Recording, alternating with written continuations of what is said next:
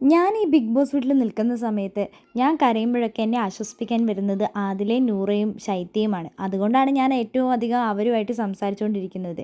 എല്ലാവരുമായിട്ട് എനിക്ക് സംസാരിക്കണം എന്നൊക്കെ ഉണ്ട്. പക്ഷേ ജിസേലൊക്കെ എപ്പോഴും എന്നെ ടാർഗറ്റ് ചെയ്ത് സംസാരിച്ച് കഴിഞ്ഞാലും അവർ ബാക്കി എല്ലാവരോടും മിണ്ടുന്നുണ്ട്. പക്ഷേ എന്നോട് മാത്രം അവർ മിണ്ടില്ല. എപ്പോഴും അവർക്കൊരു ശത്രുതയാണെന്ന് മസ്താനിനോട് അനുമോള് പറഞ്ഞു കൊടുക്കുന്നുണ്ട്.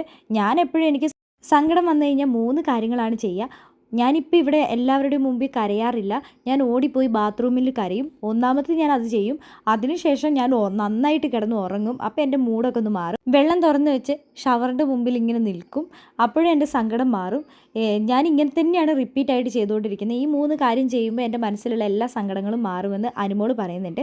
ആ സമയത്ത് മസ്താനി പറഞ്ഞു കൊടുക്കുന്നുണ്ട്, ഇത്രയും നാളും കണ്ടത് അനുമോൾ ഈ ബിഗ് ബോസ് വീട്ടിൽ കരഞ്ഞുകൊണ്ടിരിക്കുന്നതല്ലേ, ഇനിയൊന്ന് റിയാക്ട് ചെയ്യുന്നത് എല്ലാവർക്കും ഒന്ന് കാണിച്ചു കൊടുത്തൂടെ അനുമോളെ എന്ന് ചോദിക്കുന്നുണ്ട്.